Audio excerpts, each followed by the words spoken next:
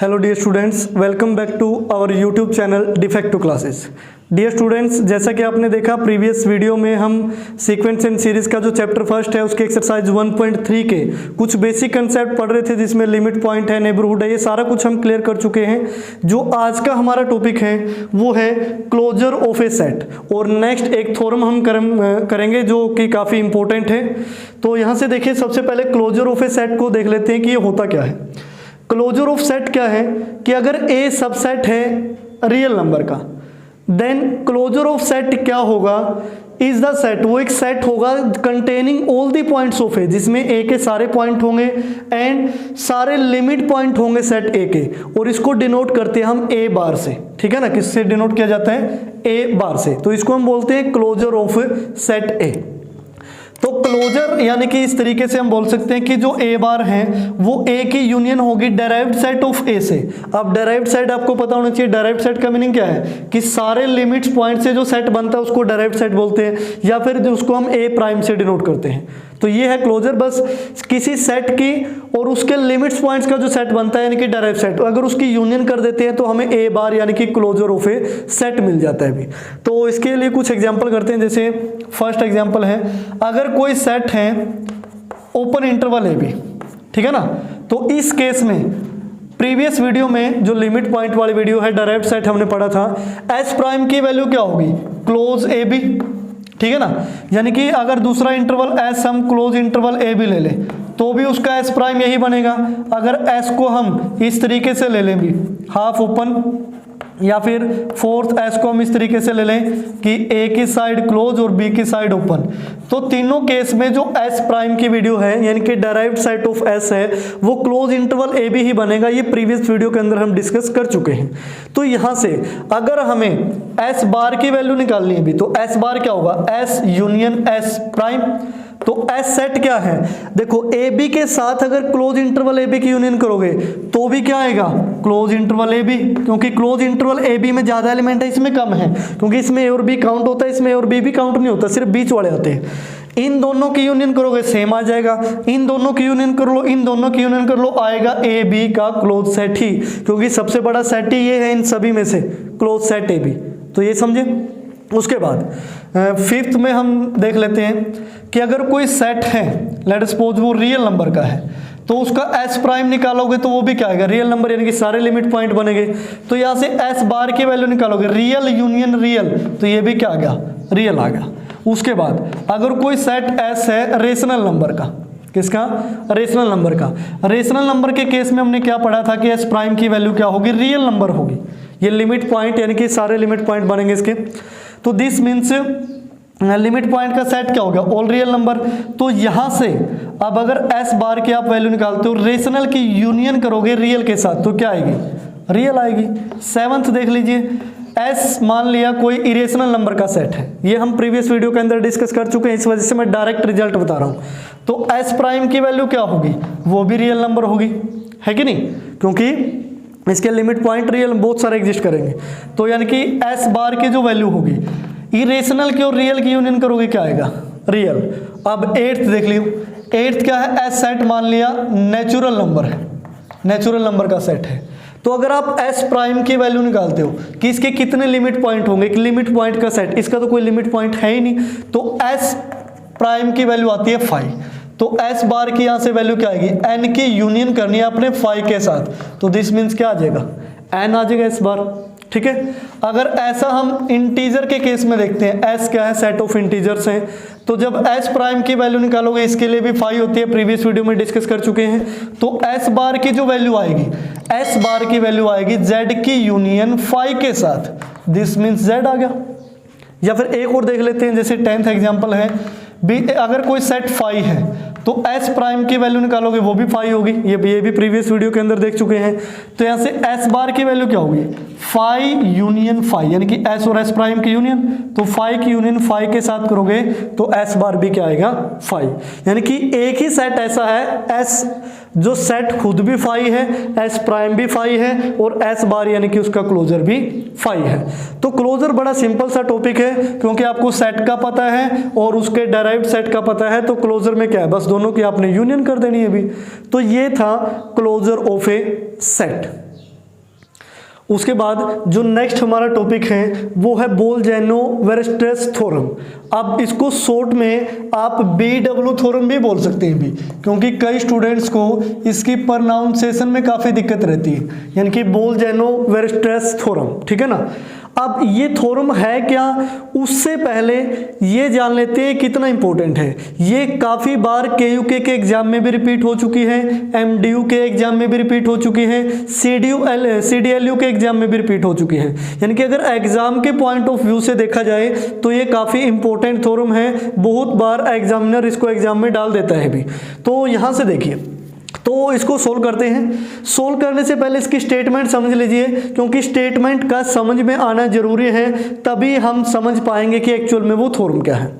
Theorem की statement क्या कहती है, एवरी इनफाइनाइट बाउंडेड सबसेट, ध्यान से सुनिए, यहाँ जो ये दो वर्ड है इनफाइनाइट और बाउंडेड, सारा कुछ इन पे टिका हुआ है। Subset of real number has a limit point, यानी कि अगर कोई सेट रियल नंबर का कोई सबसेट है जो इनफाइनाइट भी है प्लस बाउंडेड भी है, तो दिस मीन्स उसका एक लिमिट पॉइंट 100% श्योर है भी होगा। अगर आपने लिमिट पॉइंट वाली जो मेरे वाली वीडियो है वो देखी है, या फिर लिमिट पॉइंट के बारे में आप जानते हैं, तो आपको ये पता होना जरूरी है कि अगर कोई फाइनाइट सेट है, ये मैं वीडियो के अंदर भी बता चुका हूं प्रीवियस वीडियो में लिमिट पॉइंट वाली में, अगर कोई फाइनाइट सेट है तो उसका कोई भी लिमिट पॉइंट नहीं होता। अगर सेट है इनफाइनाइट, ध्यान से समझना इसको, अगर सेट है इनफाइनाइट तो उसका लिमिट पॉइंट हो भी सकता है, नहीं भी हो सकता है, यहाँ दोनों केस हो सकते हैं। ये पॉइंट मैंने डिस्कस किया था लिमिट पॉइंट वाली वीडियो के अंदर भी, अगर नहीं देखी है तो प्लेलिस्ट में जाके सीक्वेंस एंड सीरीज की जो प्लेलिस्ट है वहां से जाके देख सकते हो, क्योंकि उसके बिना कुछ भी समझ में नहीं आने वाला है यहाँ। तो लिमिट पॉइंट के बारे में आपको पता होना चाहिए। यहाँ बोल रहा है इनफाइनाइट भी हो बाउंडेड भी हो, दोनों हो, लेकिन अगर हम सिर्फ ये ले लें कि एक एस सेट ले लेते हैं 1 2 3 4, सिर्फ ये बाउंडेड सेट है, क्योंकि यहाँ से जो एक्स एलिमेंट है वो ग्रेटर देन इक्वल टू रहेगा 1 और लेस देन इक्वल टू रहेगा 4 for all x belongs to set S, यानी कि ये जो सेट एस है वो बाउंडेड है, जिसका इनफीमम 1 है, सुप्रीमम 4 है। क्या इसका कोई लिमिट पॉइंट एग्जिस्ट करेगा? नहीं एग्जिस्ट करेगा भी। दिस मीन्स अकेले बाउंडेड होने से काम नहीं चलता, यहाँ भी लिमिट पॉइंट नहीं है।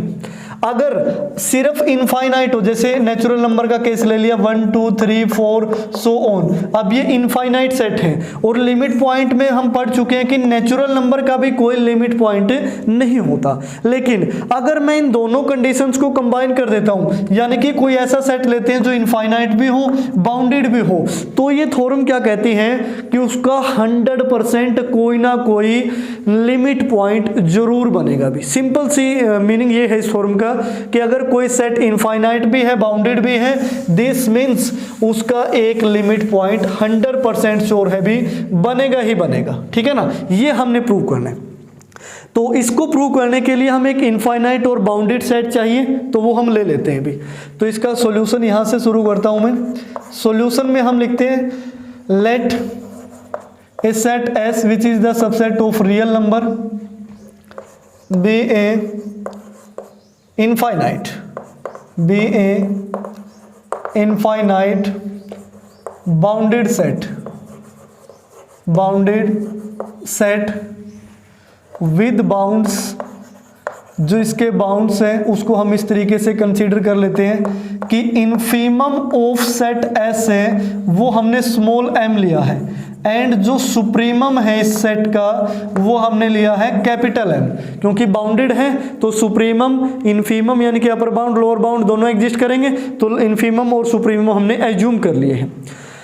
तो यहां से देखिए, सो अगर ऐसा है तो जो स्मॉल m है यानी कि जो x एलिमेंट है वो स्मॉल m से ग्रेटर देन इक्वल टू रहेगा और लेस देन इक्वल टू रहेगा कैपिटल M से, for all x which are belongs to set S, यानी कि सभी एलिमेंट जो सेट S के हैं वो स्मॉल m और कैपिटल M के बीच में रहेंगे, या फिर इन दोनों के क्या हो सकते हैं, इक्वल हो सकते हैं।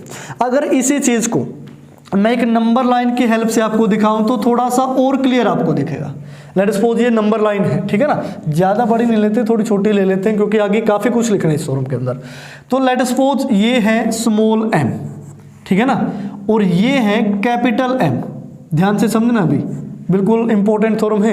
स्मॉल एम और कैपिटल एम, यानी कि कहने का मीनिंग क्या हुआ कि एस सेट में कुछ ऐसे एलिमेंट है, मान लिया उसका फर्स्ट एलिमेंट ही ये स्मॉल एम है, ठीक है, सेकंड एलिमेंट आगे है, थर्ड एलिमेंट आगे है, fourth element, fifth element, so on आगे देखो जैसे जैसे कैपिटल एम की तरफ बढ़ रहे हैं इनकी दूरियां जो काफ़ी कम होती जा रही है, इनकी बहुत ज़्यादा नज़दीक होगी, तो ये इनफाइनाइट सेट बन गया। अभी इस तरीके से हो सकता है, जरूरी थोड़े ना कि स्मॉल एम और कैपिटल एम के बीच के सारे ही वैल्यू हो, ऐसा भी हो सकता है कुछ चुनिंदा एलिमेंट भी हो सकते हैं लास्ट में जाके इनफाइनाइट हो गया हो। जैसे मैंने एक एग्जाम्पल दिया था कि एक एस सेट है 1/n जहाँ n बिलोंग करता है नेचुरल नंबर, जब 1 लिखते हो, 1/2 लिखते हो, 1/3 लिखते हो, 1/4, सो ऑन ये वैल्यू 0 की तरफ अप्रोच करती है अभी, ठीक है ना। तो ऐसा हमने एक सेट एज्यूम कर लिया है कि एस एक इनफाइनाइट सेट है, एम उसकी फर्स्ट एलिमेंट है जो सबसे छोटी वैल्यू है, कैपिटल एम है जो सबसे बड़ी वैल्यू है।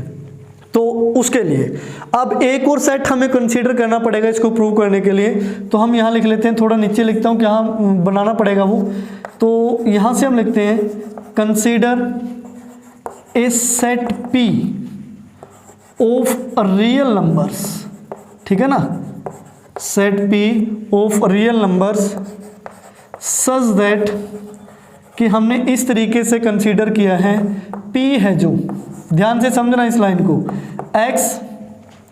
x है जो वो एक्सीड करेगा only a finite number of element, finite number of element of S से, ठीक है ना।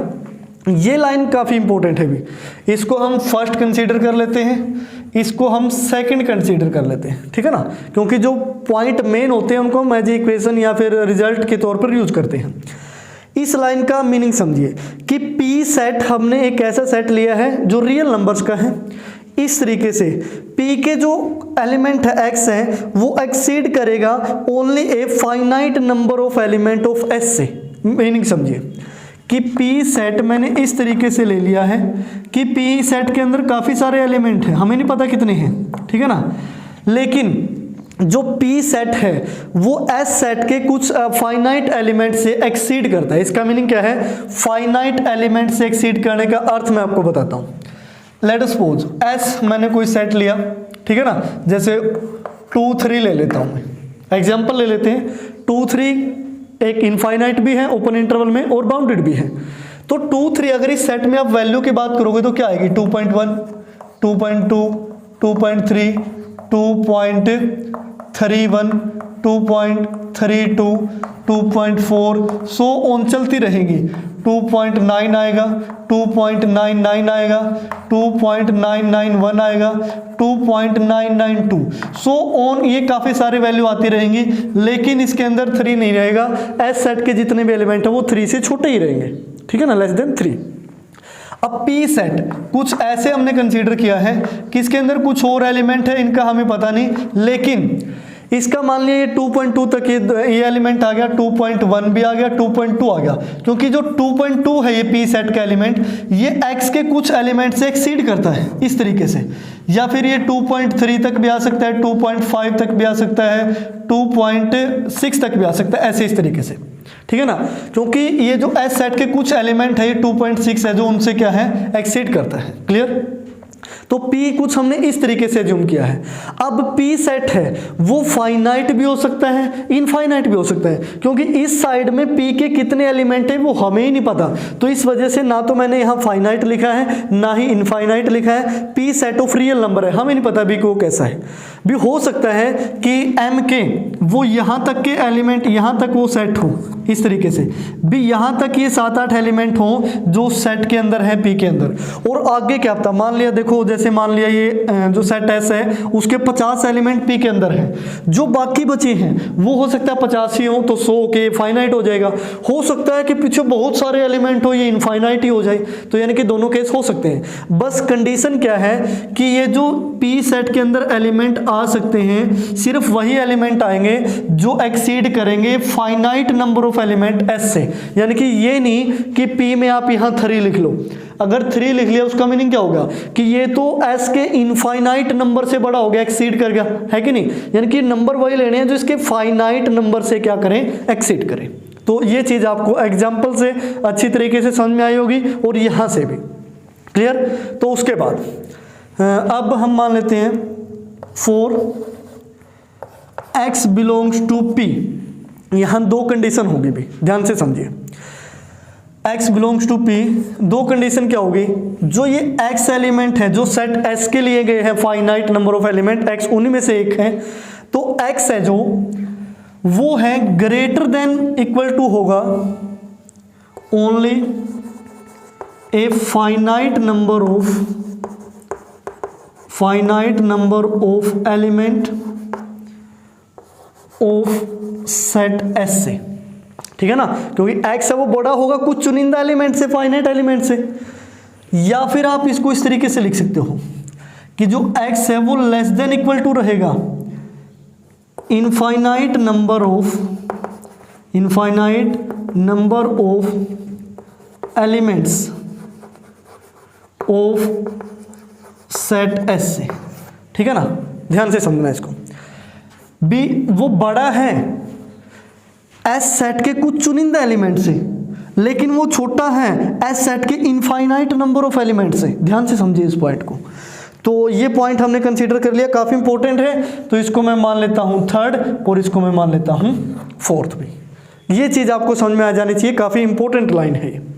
ठीक है, उसके बाद अब फर्स्ट पॉइंट हमें क्या कहता है कि ये जो x एलिमेंट है ये इसके अंदर है जो m से बड़ा है, और x एलिमेंट इस p के अंदर है जो बड़ा है finite number of element of set S से। तो यहां से हम क्या लिख सकते हैं? From first and fourth, fourth लिख लो या थर्ड लिख लो, बात एक ही है, क्योंकि इनमें क्या है x फाइनाइट से बड़ा है, इनफाइनाइट से क्या है, छोटा है। ठीक है ना, आप यहां थर्ड भी लिख सकते हो। तो फर्स्ट एंड फोर्थ, या फिर मैं थर्ड ही लिख लेता हूं, बात एक ही है। फर्स्ट क्या कहता है कि x बड़ा है इस m से, और ये क्या कहता है कि x बड़ा है सिर्फ फाइनाइट नंबर से। फाइनाइट नंबर से बड़े होने का मीनिंग क्या हुआ कि इसके अंदर ये m तो पक्का होगा, क्योंकि ये तो पहला ही एलिमेंट है। हमने p सेट के अंदर वो एलिमेंट लेने जो फाइनाइट नंबर से बड़े हो S सेट के। अगर हमने p में अकेला m ले लिया, क्या m सेट S के फाइनाइट नंबर से बड़ा है? नहीं, m तो पहला ही एलिमेंट है, सबसे छोटा है, तो यानी कि m से ज्यादा कुछ ना कुछ लेना पड़ेगा। यानी कि दूसरा आप ये ले सकते हो भी, फर्स्ट और सेकंड दो ही ले लिए, दो पॉइंट यहाँ आगे m और एक अगले वाला, तो हम क्या कह सकते हैं कि जो अगले वाला है वो एक m से बड़ा है, तो भी सही है। अकेला m लोगे वो किससे बड़ा है? किसी से नहीं, क्योंकि m क्या है? स्मॉल m इनफीमम है। तो इसका अर्थ क्या हुआ कि ये जो स्मॉल m है वो पक्का बिलोंग करेगा p से भी। स्मॉल m है वो p के अंदर पक्का एग्जिस्ट करेगा। तो यहां से हम लिख सकते हैं सो p is a non empty set, यानी कि p क्या है? नॉन एम्प्टी सेट है भी। यहां तो मैं फाइनाइट इनफाइनाइट के चक्कर बता रहा था, लेकिन यहां पहले हमने ये प्रूव करना पड़ेगा कि p क्या है? नॉन एम्प्टी सेट है। ध्यान से समझिए। उसके बाद अब इस एग्जांपल को मैं रफ कर देता हूं, क्योंकि ये चीज आपको समझ में आ चुकी है, क्योंकि स्पेस कम है तो थोड़ा उसका ध्यान रखना पड़ता है। अब इसको थोड़ा डिवाइड कर लेते हैं। ठीक है ना, ये अलग हो गया आपका। अब यहां से एक एलिमेंट लेता हूं मैं, लेट कोई y एलिमेंट है जो सेट p से बिलोंग करता है। ठीक है, अगर y एलिमेंट है कोई भी जो p सेट का है, देन जो ये कैपिटल M है ये पक्का ग्रेटर देन इक्वल टू रहेगा y से, क्योंकि m सबसे बड़ी वैल्यू है सेट की, और m क्या है? इनफाइनाइट नंबर के बाद m आता है सेट S के अंदर, लेकिन हमने तो इसके सिर्फ फाइनाइट नंबर लिए हैं, यानी कि p सेट में जो ये नंबर हैं, p सेट के अंदर जो ये नंबर हैं, दिस मीन्स वो m से छोटे होंगे, तो m क्या होगा? बड़ा होगा y से। जो भी y p से बिलोंग करेगा उससे m पक्का बड़ा मिलेगा। अब देखो इसका अर्थ क्या हुआ कि m अगर p के सारे एलिमेंट से क्या है? बड़ा है, तो हम क्या कह सकते हैं? सो जो कैपिटल M है इज ए अपर बाउंड, वो क्या है? Upper bound for set p भी ऐसा बोल सकते हैं, अपर बाउंड होगा सेट p से, क्योंकि p के सारे एलिमेंट से क्या है? बड़ा है।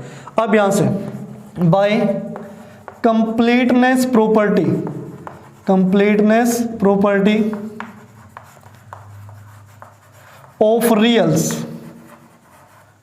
रियल नंबर की कंप्लीटनेस प्रॉपर्टी जो बेसिक के अंदर आती है वो क्या कहती है? Here set P has a least upper bound. तो यानी कि जो सेट P है उसका एक लिस्ट अपर बाउंड जरूर होगा, ठीक है ना, क्योंकि M इसका क्या है? अपर बाउंड है, तो इसका कोई ना कोई लिस्ट अपर बाउंड जरूर होगा, यानी कि सुप्रीमम जरूर होगा। तो हम सपोज कर लेते हैं let alpha be a least upper bound of set P, ठीक है ना, कि अल्फा है जो वो क्या है? लिस्ट अपर बाउंड है या फिर सुप्रीमम है सेट P का। अगर अल्फा सुप्रीमम है तो ये जो लास्ट वाला पॉइंट है यही क्या होगा? अल्फा होगा। कि लेट अस सपोज जो इसके अंदर एग्जिस्ट करता है, अल्फा इसके अंदर एग्जिस्ट करता है। अल्फा क्या है? सुप्रीमम, यानी कि P के सारे एलिमेंट से क्या है? बड़ा है। P के सारे एलिमेंट से बड़ा है। अब आप यहां पे क्या लिखोगे? अगर मैं अल्फा प्लस एप्सिलॉन ले लेता हूं, ये बिलोंग नहीं करेगा P से for some epsilon greater than 0। ध्यान से समझना कि अल्फा में अगर मैंने कोई पॉजिटिव नंबर एप्सिलॉन ऐड कर दिया तो वो P से बाहर जंप कर जाएगा, यानी कि P में नहीं रहेगा, P में नहीं रहा। अगर मैं अल्फा में से एप्सिलॉन को माइनस कर दूं, वो P के अंदर जंप करेगा, यानी कि वो P के अंदर रहेगा। यानी कि अल्फा प्लस एप्सिलॉन P के बाहर वाला एलिमेंट हो गया। भी अगर वो बाहर वाला एलिमेंट है, मान लिया यहाँ पे है, वो ये है अल्फा प्लस एप्सिलॉन, तो यहाँ पे ये जो अल्फा प्लस एप्सिलॉन है ये ग्रेटर हो जाएगा infinite number of set S से, क्योंकि यहाँ तक तो बहुत सारे एलिमेंट हो सकते हैं, है कि नहीं? क्योंकि यहाँ तक हमने फाइनाइट माना, आगे क्या पता इनफाइनाइट हो जाए। तो यहाँ से हम लिख सकते हैं then alpha plus epsilon greater than equal to infinite number of elements of set S। तो इसको हम कंसीडर कर लेते हैं 5th। काफी इंपॉर्टेंट रिजल्ट है ये ध्यान रखना कि जो अल्फा प्लस एप्सिलॉन यहाँ पे आया है ये इनफाइनाइट नंबर है जो सेट S के उनसे बड़ा है। क्लियर? अब यहां से देखिए, जो अल्फा प्लस माइनस एप्सिलॉन है वो बिलोंग करता है P से। अगर यहाँ alpha minus epsilon, let suppose ये इंटरवल हमने ले लिया, ये अल्फा माइनस एप्सिलॉन है।